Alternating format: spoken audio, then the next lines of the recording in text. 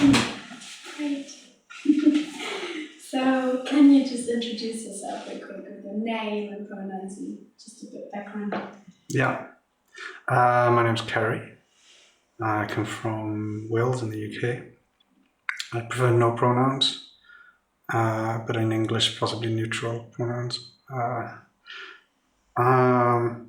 Yeah, I've kind of been identifying as non-binary for a few years to some people, but only in the last sort of 1 to 2 years, more broadly.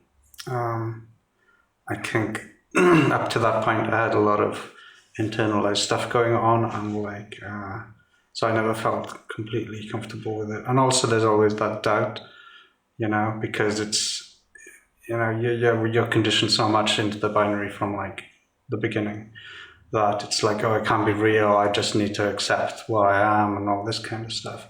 But then I think, particularly stuff on the internet and reading and joining forums, and that helps you realize that other people out there share exactly the same experiences as you and always have done. And the more you look into history and kind of how gender norms were created in pre-colonial times and stuff like this, it's so obvious now to me that gender is more of a spectrum than anything, and even biological sex is actually like a spectrum. So this idea that it's impossible or not, it's just, I don't know how to explain, but this idea that, the binary is the thing is kind of now, to me, just doesn't really make sense. Whereas it was the other way around.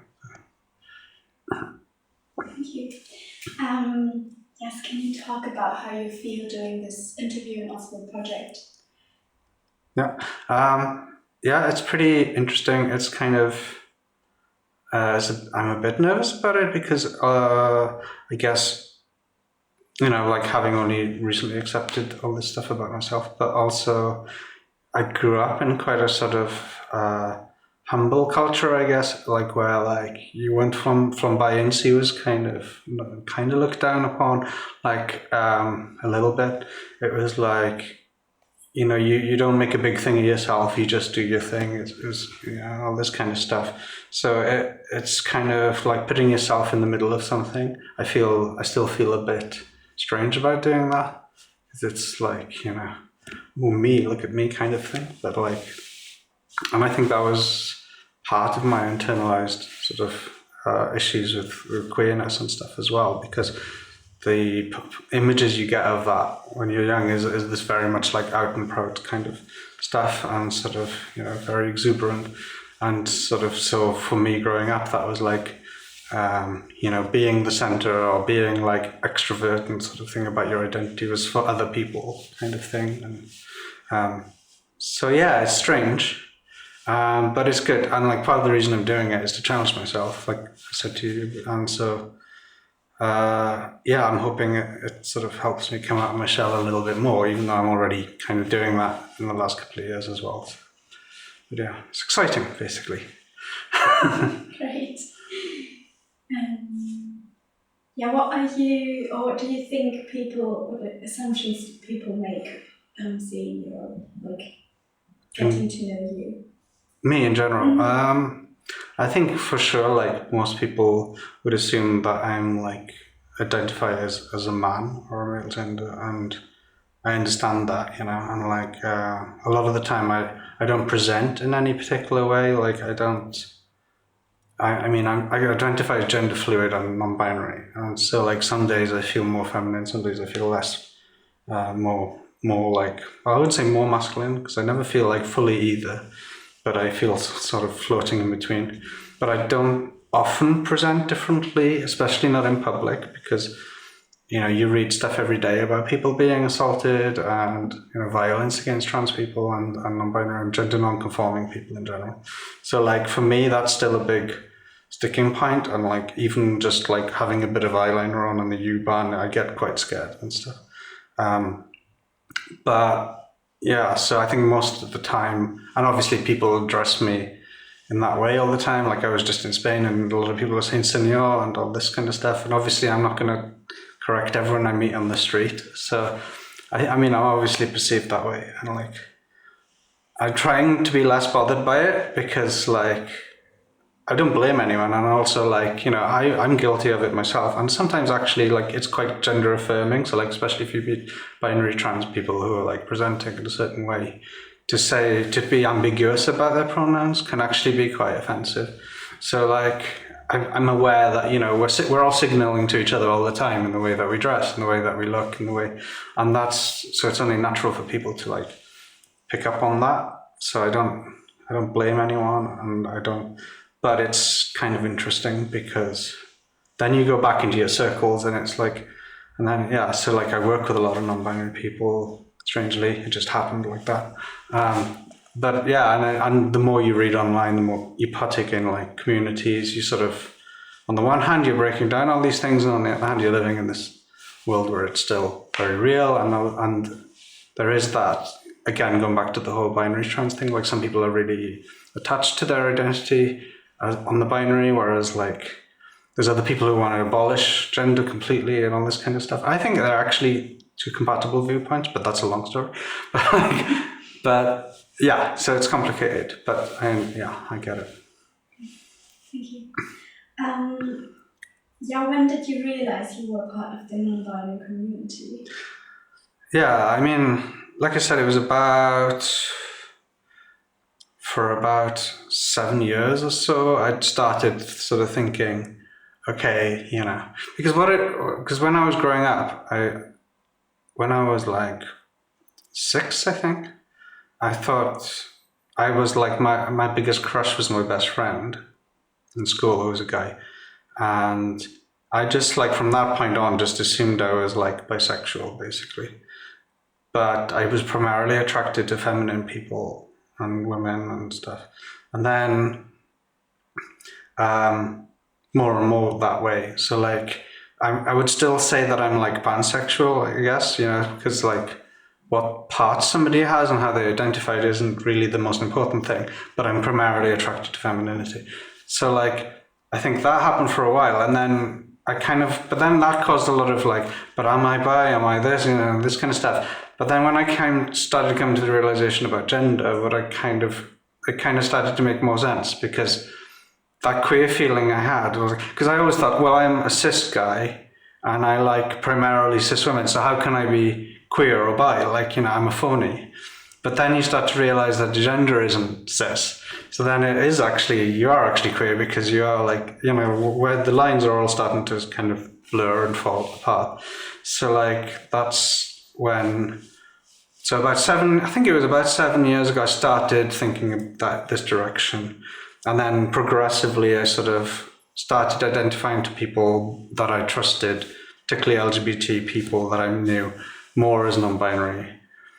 But it was very much on the down low. And then like in the last like 2 years, I remember the exact moment I sort of like accepted it, in fact, because I was like, I had a partner at the time and we had this argument and pretty much broke up. We didn't actually break up, but like it was on the verge. And then I went home from that place and was just like really upset, sad, and you know, all this kind of stuff. And then I just sort of like was like lying there really like sad and crying. And then I just had this like epiphany and accepted myself in that second. And it was really weird. I don't know why it came at that point, but it did. And then from that moment on, I was like, okay, this is who I am. And I actually don't hate myself anymore. And then a lot of stuff made sense. Yeah. So, but I think I was kind of, this is another bit of a tangent, but like I think like I smoked weed for a long time, 25 years, pretty much every day. And I think now it's clear to me that I was suppressing a lot of these things by doing that. And at this point where I had this like epiphany, I've been reducing my use quite a lot.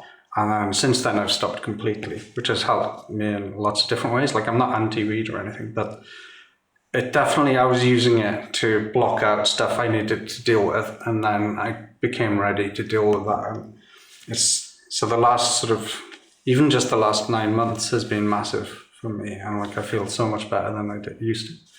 So it's been an interesting journey. Beautiful, thank you. What styles do you feel drawn to? Is there any specific? Styles for like clothes. Yeah. I mean, I vary between pretty kind of like well, that's another thing. Is like when I was growing up and until like, so a lot of my friends are like alternatives, emo, this kind of stuff. And like, I never was drawn to any of that stuff. I always looked fairly like normal, apart from having long hair when I was in school. I did that like about 2 or 3 times. Got relentlessly bullied for it as well because of where I grew up. It just wasn't normal. And that's another thing, even though I wasn't doing it as a gender thing. I was doing it more as a hippie, basically. But like the reason I got bullied for it was like queerphobia, right? You know. And at the time, I didn't put those things together. I mean, I knew it was because it wasn't masculine or whatever. But anyway, coming back to your question though, so like for a long time, I always sort of wanted to be indescript. I wanted to be not noticed. So I always dressed like pretty standardly. And then I guess mainly since coming to Berlin, actually, 3 years ago, but before that a little bit as well. Like I kind of dressed a lot in this kind of like typical anarchist sort of style, like all black hat, black hoodies, which isn't just anarchist, but you know what I mean. And then in Berlin, that kind of got more, because I lived in a house project. I was like part of this subculture, and so I kind of go between a bit of a punky look, but not really a punk look, and a kind of like black bloc kind of look. But in sort of the last 2 years or so, I really wanted to start wearing more color and less black. And I know this sounds weird, but but when I actually do start to go in that direction, I always worry that like I'm going to end up in a situation where I need to be anonymous again. Like, so a protest situation or something like that. And, you know, where I need to not stand out. So that keeps me back a bit, but I really would like to experiment more with style and stuff. And like, my mum gave me a pink Wrangler jacket when I was in Wales, and I've got that in my house, and I wear that now and again, and it kind of looks really cool. So I'm experimenting a little bit, and I want to experiment more. But then I always have this thing in the back of my head, like, what if I need to just immediately disappear into a crowd or something like that? Which is, I don't know. I guess it's because, you know, partly because of like I'm involved in demonstrations and stuff, but also, you know, as a person who can be picked on, I guess, for being whatever you are, sometimes you need to, or you feel the need to just, you know, be invisible, I guess. Did you have an idol? Not really. Like I'm pretty anti-idol because like they usually turn out to be bad in some way or another. Like, you know, some horrible thing they did or whatever. So I certainly didn't have a style idol. But weirdly enough, and I mean, like I never idolized, for example, David Bowie, but when he died, it had a profound effect on me for like a day, which came out of nowhere because I was never really a big Bowie fan. But I think what happened was it was because of his queerness, right, and his gender. But at the time, I didn't see that connection. But it struck me a lot because he blew away a lot of these conventions. I know later it turns out, you know, he did some dodgy stuff as well, and that's like a bit of a stain and blah blah blah. But I mean, I didn't know that at the time, but it was interesting because I feel like, because I grew up and he was one of the main standout sort of gender non-conforming people from my childhood. And like, but despite that, he was still respected by people who are otherwise queerphobic a lot of the time. So I think that when he died, it was like, it hit me in a weird way that like, you know, I don't know. I think he kind of did maybe break down boundaries. But then the other day I was thinking about like, you know, so many people have broken down boundaries for so long and we're still in a kind of a crap place that when people say, oh, they're breaking boundaries, it's like, can we just break the boundaries already and get it over with, you know? Because like, we're still being pushed back into a shell like a lot of the time. Like, and goes back to like being afraid to go on the U-Bahn and stuff like that. But yeah, so to answer your question, in terms of like that thing, no. I mean, yeah, well, I just did.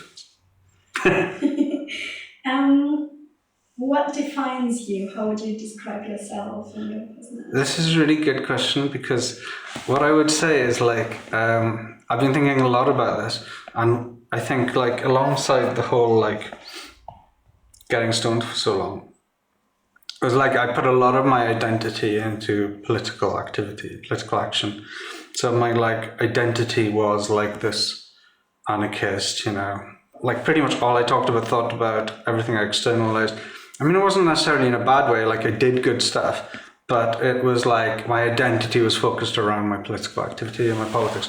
And like what I've come to realize in the last few years is like I really wasn't allowing my actual character and identity to develop. That was just it is an important part of me, but there's so much more to life, and like I actually need to live that, because otherwise I'm just, you know, I've already run out of hope for the world in a way, you know. So like I've just got to be me as well, and that's okay to be me. So like I'm still in that process of discovering that. So that's still ongoing right now. But so for example, like I lived in this house project and I had political stickers all over my door, blah, blah, blah, blah, blah, posters. And now I've moved to a VG to get away from that, mainly because it was just all day, every day politics. So now I made a conscious decision in my room to minimize how much political stuff is on the walls and things like this. So I have the odd thing, but it's like, and that's the other thing is like the room I went to, it was like a blank canvas, literally. And that was the point of me moving, was to like start again. And now that I'm kind of getting my head around who I actually am and what I actually want, I'm looking to move again, but not in a bad way, but back to a community. But like, it's so much more like I'm taking control of my life now, whereas before I was just going along where stuff took me, you know. Or like quitting jobs and then having to get another one and then just this kind of stuff. And it was, yeah. So like now I'm kind of living more for myself than I am for what I think I should project or something. It's interesting. So yeah, I'm in a massive transitional phase. Interesting. But it's yeah, it's really good. It's ongoing, but it's definitely good. Like everything's better now than it was. But I still got a lot of work to do on various things. But yeah, things are just cool. Great. How do you feel about binary clothing? I mean, there's no such thing, right? So, you know, anyone can wear whatever. And I mean, I know what you mean. Like, obviously, like a suit is associated with being a man or whatever.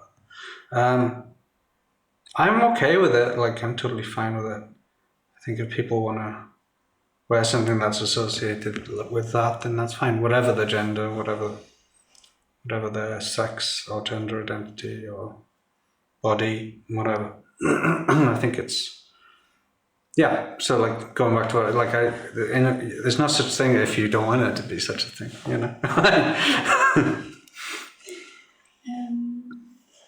Yeah, what do you normally pick from each gender tradition? Are there like specific pieces you like to pick? Yeah.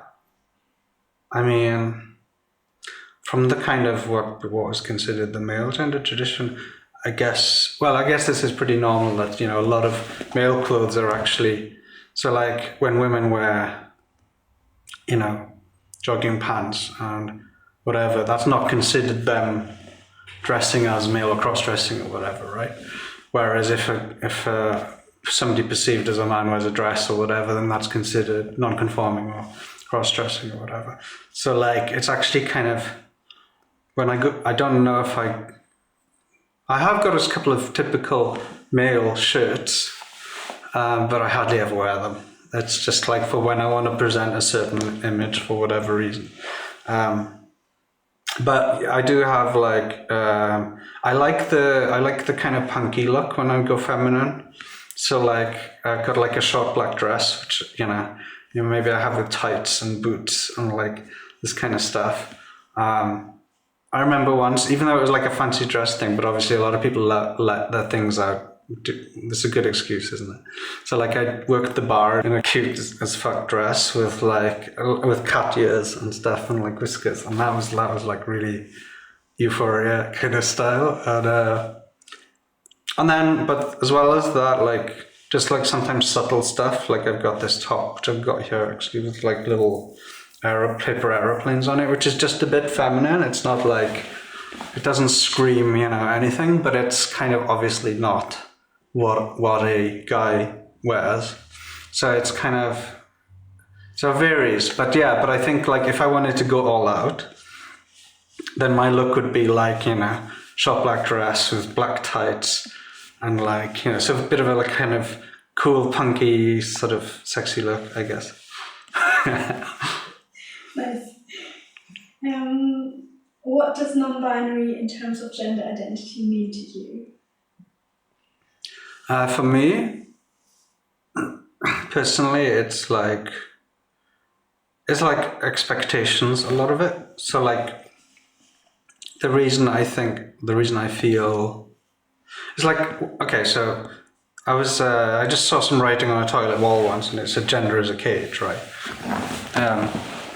And we touched on the whole, like some people don't see it that way and all that, and that's fine. But what I mean is like, for me, it always was a cage because like where I grew up was very, very, very, very binary gendered, very like, in a lot of ways traditional.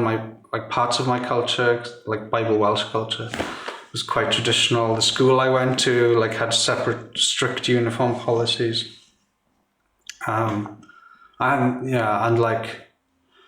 also the girls and the boys had to stand separately in assembly. Now the given reason for that was because of the music teacher said the voices sounded better and all this. And we had to sing Christian stuff. We had to go to Christian assembly all the time. It wasn't even a faith school, but without going too far into it, but Welsh culture is like, Welsh language culture is very like Christian based and like, there's a snobbiness, there's a expectation to conform to norms, big time. And so like gender norms were pushed on me really hard. And in school as well, if you're a boy, you're supposed to play rugby, and excuse me. And yeah, so basically like I just didn't, I also used to hang out with the girls, like, obviously this could all be something a cis person does. It just doesn't mean anything. But what I mean is like, I always felt like being classified as a man or a boy was to me a complete cage. Like it was just a cage. It never worked for me. It never like felt right for me. And I just didn't have the words to explain that. So I always just felt weird or different or cast out. So for me, non-binary gender, for me personally, is just the rejection of it. It's just rejecting the whole sort of concept that we have to conform to any of this stuff. Like, it's just, I'm me, basically. That's beautiful. Do you want to drink something? Yeah, probably a good idea. We'll bring it Just beware of the microphone. Yeah, thank Sorry. you. That's fine. It survived. Okay, great.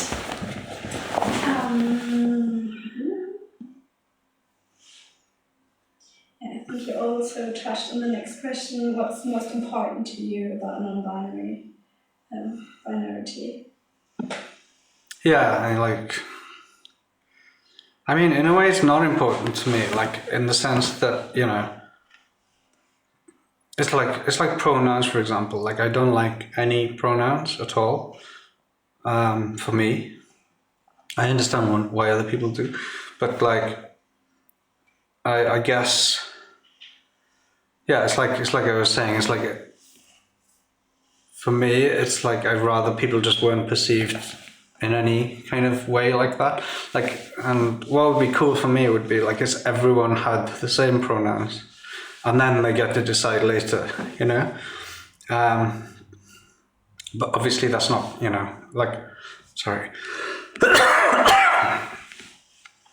But like somebody asked me the other day, so one of my oldest friends, do you think kids should be brought up gender neutral? And I was like, well, no, because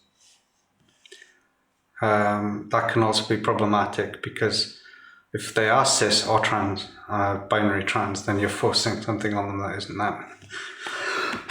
Sorry. Maybe I should have.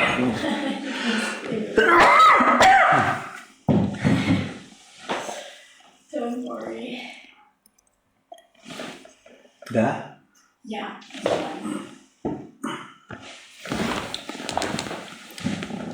Yeah, so basically, yeah, and I was trying to, what was the question again? It was like, what's important to you? So yeah, and they were saying like, do you think this? And I said, well, no, because, you know, you're still potentially forcing something on them. And also society is what it is, right? And even though we want to change that, there's no point, you know, forcing your kids through as a way to change that. But what I said to them was like, the best thing you can do is just be there for them and make them feel like they can be who they want to be. And like that, to me, is what my non-binariness is about. And what's important about it is, you know, being able to just be me, and not what your expectations of me are, you know. So you don't think the world should be gender-free, so every person could just be themselves and not have to, like, label themselves? You mean, you don't, I think that some people relate to gender and others don't. So I feel like we should all have the freedom to either relate to gender or not. Like, I do believe in abolishing gender, but I also believe that, like, saying that means different things to different people. So,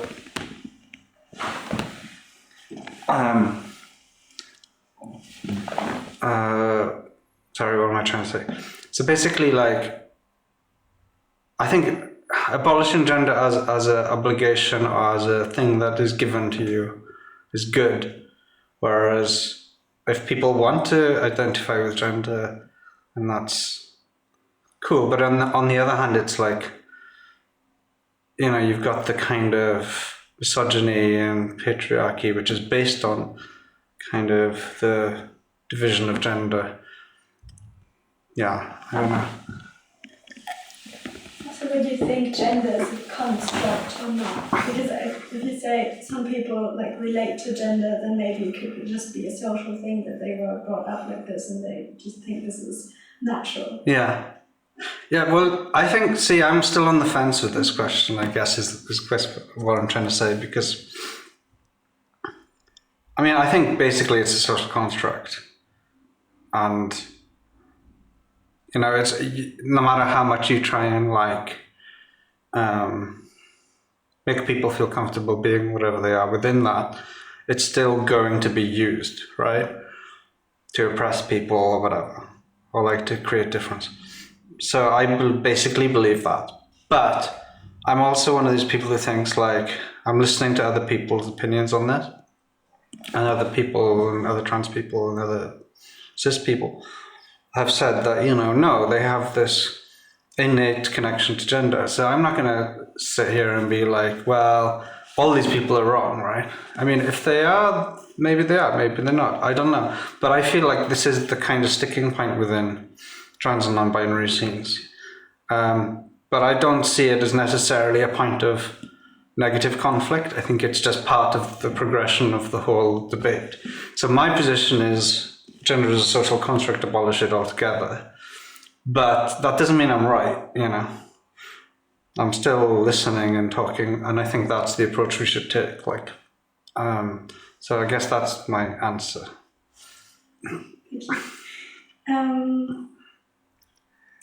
Is there something you're scared to wear? I think you touched on that as well. In public? Yeah. Oh yeah, like everything. Everything like feminine, yeah, basically. I mean, more or less. yeah, no, I'm still not at that like woohoo, sort of stage yet. In a way, like I don't even know if I ever will be, because like I don't know. I mean,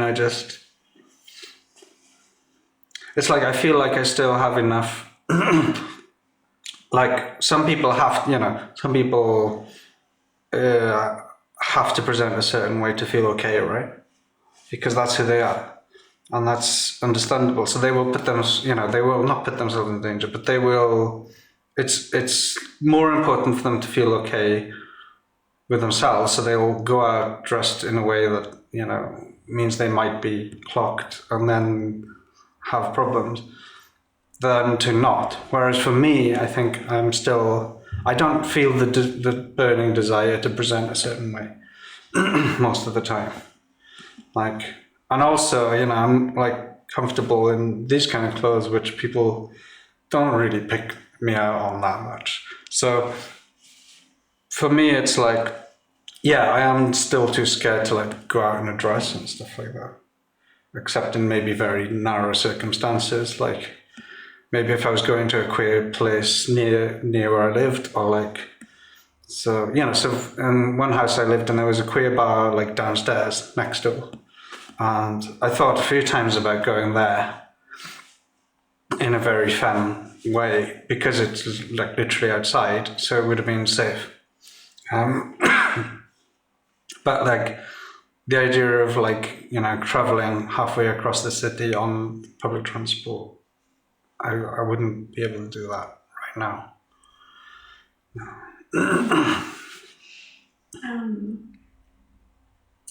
Yes, when do you feel most vulnerable? In general, Yeah, is there like specific? Just whatever comes to mind.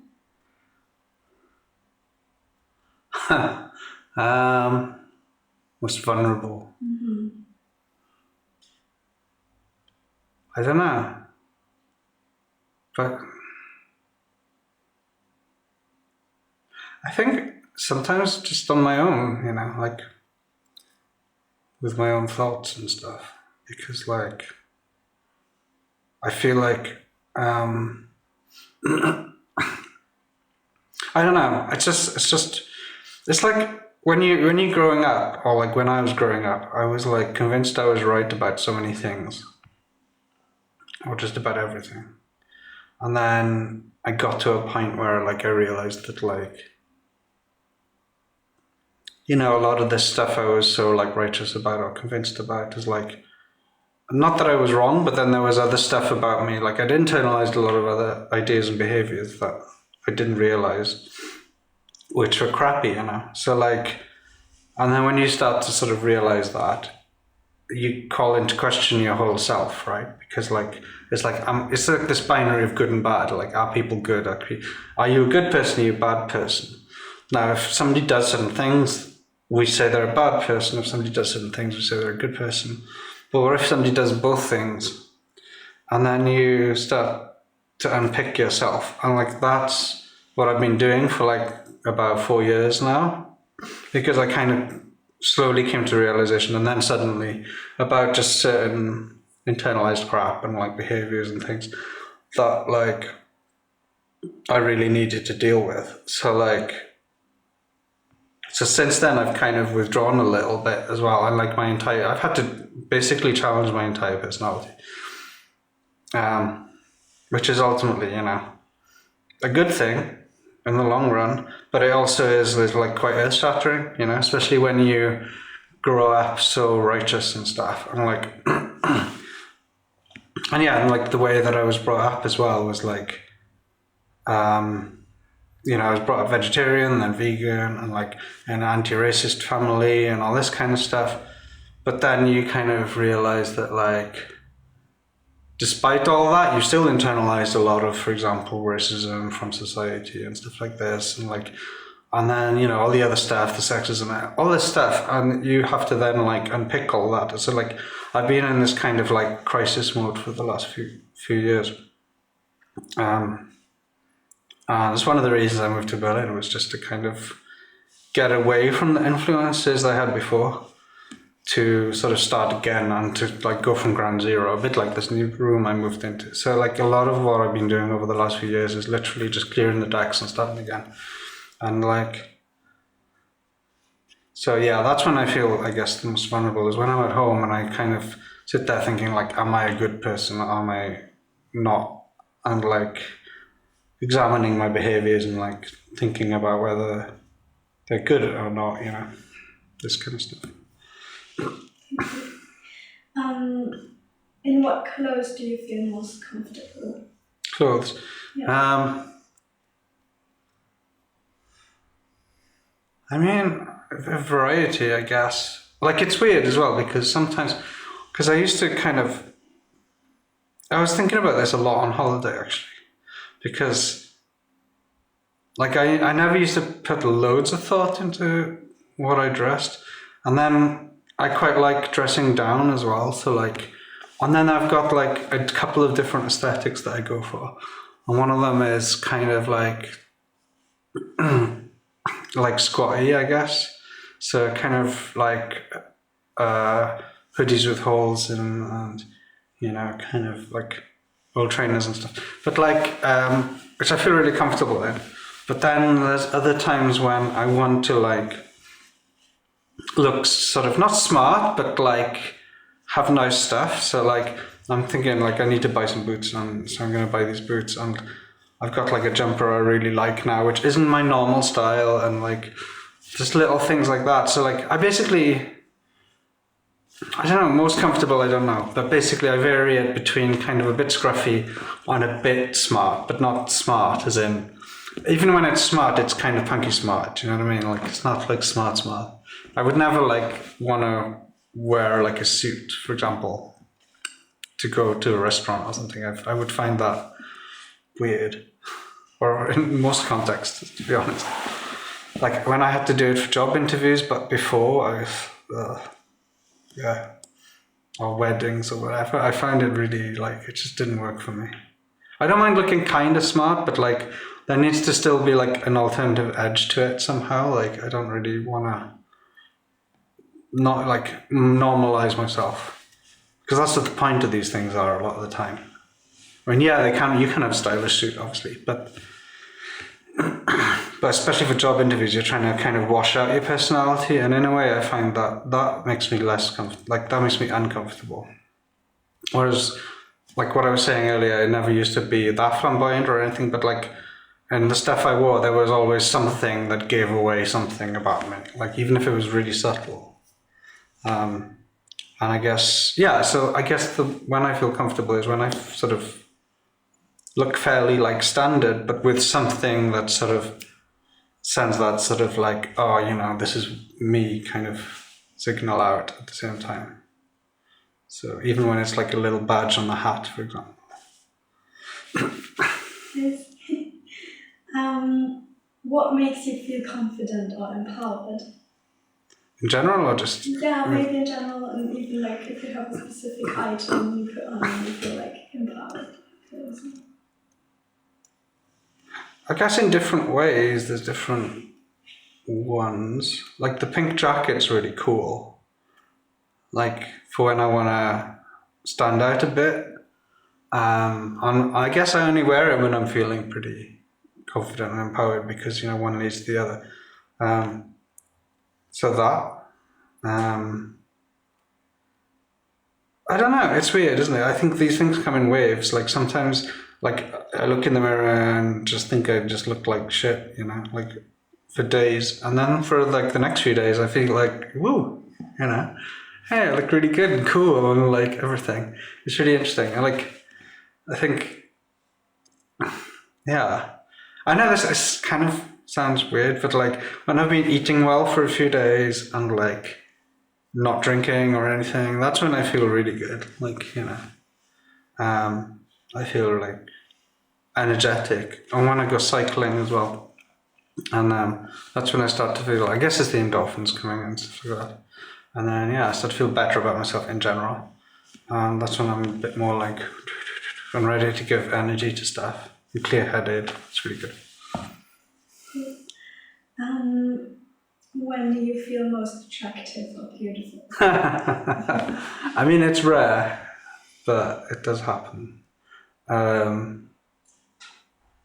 But yeah, it's random, like I said. And yeah, I mean, again, it's like if I've been looking after myself for a few days, better than normal, then, you know, like cooking, eating well, like seeing friends as well, like that's really important. Like, and I kind of forget about how important that is sometimes, and then sometimes I just stay at home for like a couple of days. Because I'm like, whatever, you know, and I got things to do or whatever. But I need to make time to see other people. And then you realize, you know, people do like you and you do have friends and there's like a life outside and stuff like this. But yeah, it's like when I've been looking after myself, really, I guess. And also, and I don't know if I should say this on camera, but so I don't know, you might want to cut it out. I don't know. But basically, a few months ago, I took acid, and I was out with friends, and then I just had some at home, and I was just sitting around drinking with them, and I thought, right, I'm just gonna go home and take some acid. I don't know where it came from, but I just wanted to. Sometimes it just happens like that. So I went home, and I was really, really drunk, like really drunk. So I just assumed it wouldn't be very effective because when you're drunk, it kind of cancels it out a bit. So I like lay down, I sat on the sofa and took this sugar cube with acid in it, and started to fall asleep.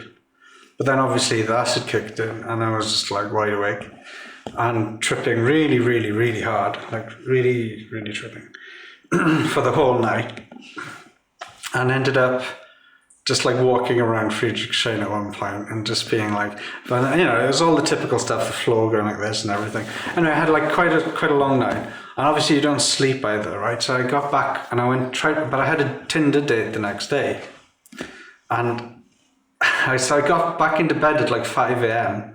and I had to meet this person in like Treptow Park in a few hours, and so I was trying to sleep, and obviously I was just like.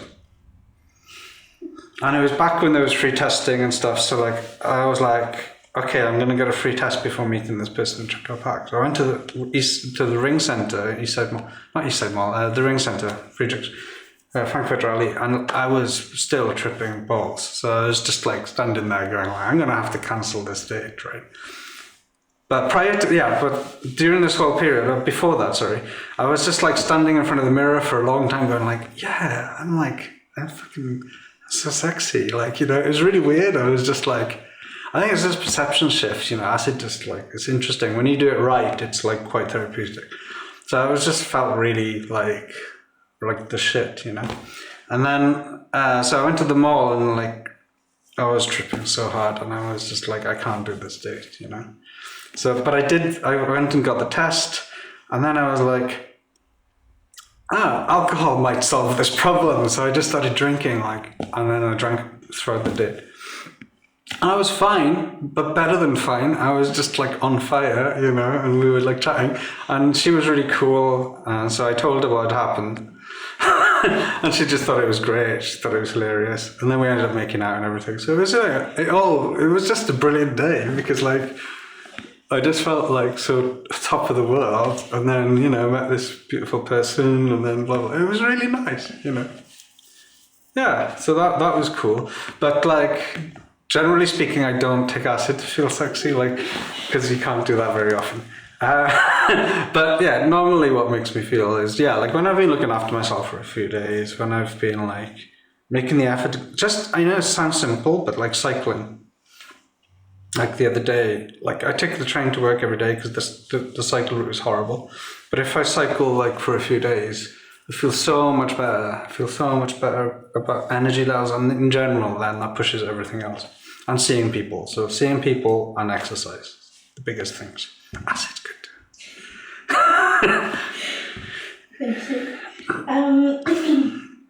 What do you find attractive about yourself? I mean, no, I don't really. I mean, yeah, I know objectively that I'm not like anything, like in the conventional sense of the word, like I'm not especially like attractive in terms of what society sees as attractive. Like I know that, but I also know I'm not like unattractive. It's weird because I feel very average, and I always have.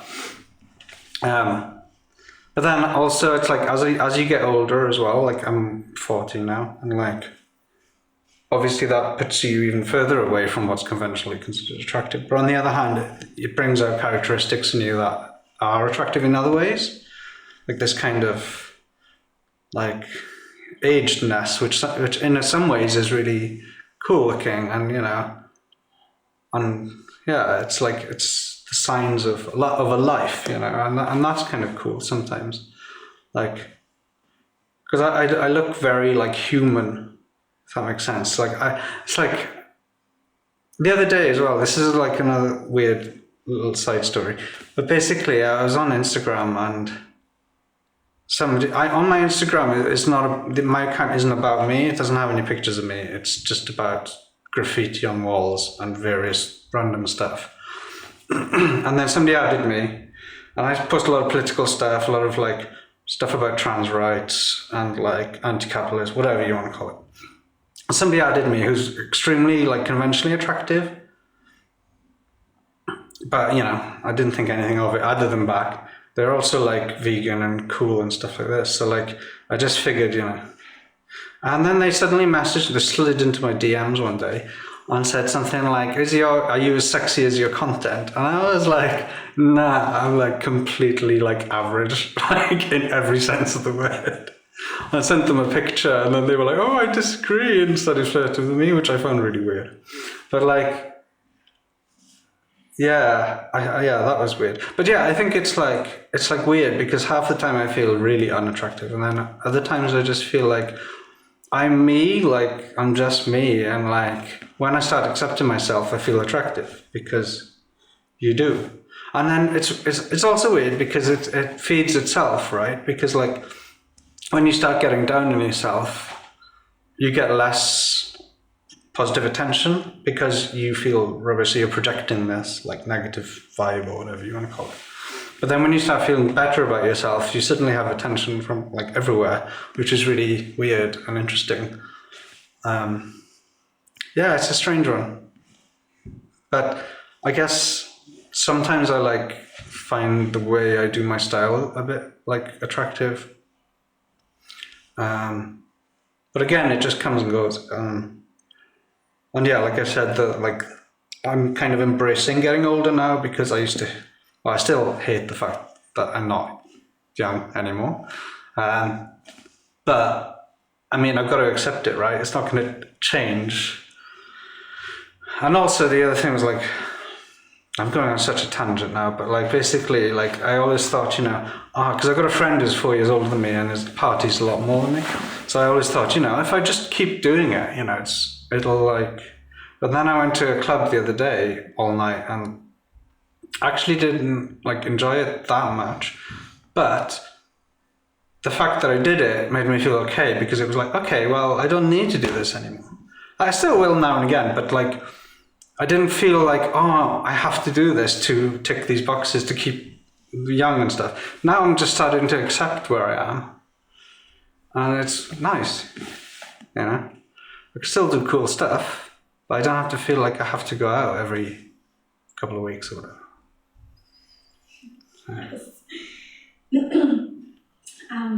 Do you feel some kind of body dysphoria?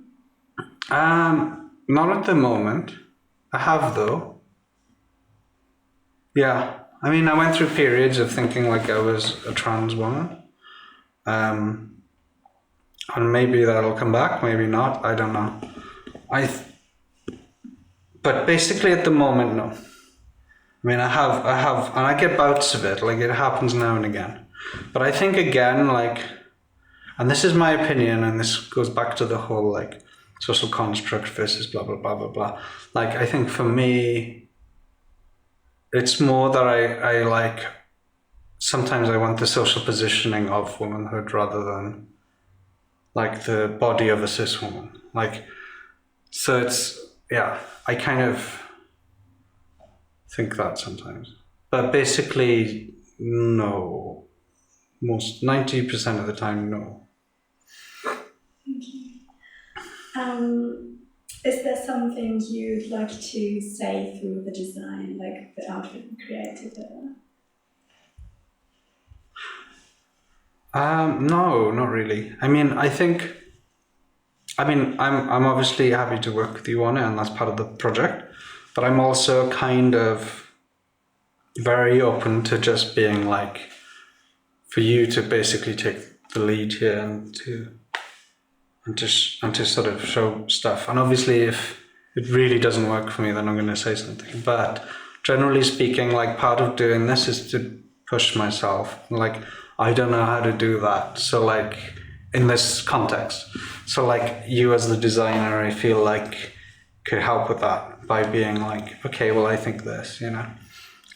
So I'm kind of being out of my comfort zone in a good way, and like, I'm like enjoying that idea of being pushed by somebody else. So I guess I'm getting you to do some like therapy work here, essentially. But so yeah, unpaid. But so yeah, no, I mean, so I'm a bit kind of like, I'm a bit kind of blind to the future, if you see what I mean, for the project. So like, but in a good way, like. But yeah, is there anything? Yeah, no, I'm more seeing it as something that, as an unknown for me, I guess. Great, thank you. That's so far all the questions. Yeah, thank you very much. Yeah, do you have anything? It's amazing. Everything. Yeah, it was awesome. Like every answer was wow. I really love your story. Like, they make this whole thing so much better. Yeah. Because like stories are just like they're fucking funny, and then you just like tell them in such a really, really cool way, and it just like, I don't know, they just like, they feel so Human. yeah, it's Yeah. it's just really amazing. It just like sat here and like really enjoyed just like listening to everything you said. It was like really, really amazing. And I really love the views that you have, like that you like have something for yourself, like for example, like with the gender norms, that you yourself like want them abolished, or like you like that everybody's like free, but you also respect people who like really probably need gender norms to be like, to find the safe space. So like you even said this really interesting thing about bringing your kids up as gender neutral, and that it's like maybe also something that you like push onto them, like yeah, but like especially like kids growing up, I find this topic so hard, because even bringing them up as like one specific gender is like also, Yeah. you kind of you need to choose something somehow, and then you kind of need to be there and like develop this with them, and it's like a lot of listening, a lot like there's so much I don't know the English word, Verantwortung. It's like Responsibility. yeah, it's crazy to me to explain this whole construct to them, like just for you. Yeah, exactly. Yeah. Yeah. Yeah. True. Nice.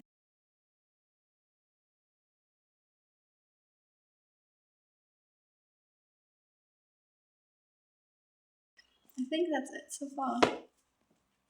Thank you. It was amazing.